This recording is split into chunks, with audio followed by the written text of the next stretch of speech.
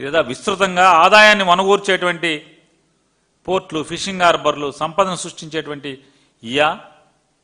మీరు ఏది సృష్టించారు? ఇవాళ జగన్మోహన్ రెడ్డి గారు నమ్మేది ఒకటే, చంద్రబాబు నాయుడు పోయి జగన్ వచ్చినా, జగన్ వెళ్ళి చంద్రబాబు వచ్చినా ఈ రాష్ట్రంలో ఉన్నటువంటి పేద ప్రజల బాగోగుల్లో పెద్దగా మార్పులు ఉండేటువంటి అవకాశాలు తక్కువగా ఉంటాయి. సామాన్యుడి కుటుంబంలో ఆ పిల్లలతో ఉన్నత చదువుల ద్వారా మాత్రమే ఆ కుటుంబం ఆర్థిక పురోభివృద్ధి సాధిస్తుంది అనేది నమ్మినవాడు నాడు రాజశేఖర రెడ్డి అయితే నేడు జగన్మోహన్ రెడ్డి గారు.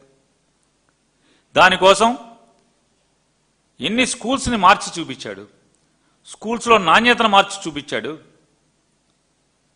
మీరేం చెప్తున్నారు? ఇంత చేస్తే స్కూల్స్ అంటే ఆయన నాశనం చేస్తే మీరు బాగు చేస్తున్నారా? సిగ్గుండాలి కదా అంటున్నాను. పెద్ద వయసు 77 ఏళ్ళు 78 ఏళ్ళు వయసు వచ్చింది మీకు. ఇంత పచ్చిగా ప్రజలందరూ కళ్ళతో చూస్తున్నటువంటి వాటిని మీరు జగన్మోహన్ రెడ్డి గారు నాశనం చేశారని మీరు మాట్లాడి మీరు బాగు చేశారా? మీరు బాగు చేసిన వాళ్ళు అయితే మీకు అంత దొమ్మే ఉంటే నిన్న ఏంటి గ్రేట్ పేరెంట్ టీచర్స్ మీటింగ్ అనేది పెట్టారు కదా, ఎక్కడ పెట్టారు? ఏదైనా క్లాస్ రూమ్లో పెట్టారా? ఓ సినిమా సెట్టింగ్ వేసి ఎందుకు పెట్టుకునే కర్మ మీకు వచ్చింది? ఎందుకు వచ్చిందంటే మీరు ఏ స్కూల్కి వెళ్ళినా అక్కడ జగన్మోహన్ రెడ్డి గారు ప్రజలకి గుర్తొస్తాడు కాబట్టి. ఆ స్కూల్ మార్చింది జగన్మోహన్ రెడ్డి.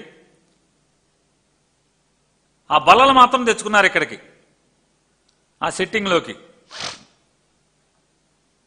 ఏం చేశారని ఒక తుంటర్ విలేకరు అడిగాడు.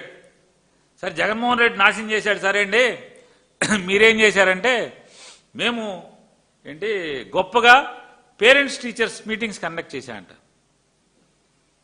సిగ్గుపడతలేదు అంటే అంత క్రితం లేవయ్యి పేరెంట్స్ టీచర్స్ మీటింగ్ అంత మొత్తం లేవా అని అడుగుతున్నాను.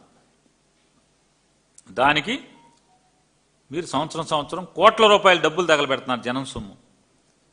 అప్పులు తెచ్చి మరి హెలికాప్టర్లలో విమానాల్లో తిరిగి మీరు అప్పులు తెచ్చి ఆ అప్పు చేసిన సొమ్ముతో ఏం చేస్తున్నారా అంటే అప్పు చేసి పప్పుకూడులాగా మీ హెలికాప్టర్లో విమానాల్లో ఎక్కి తిరిగి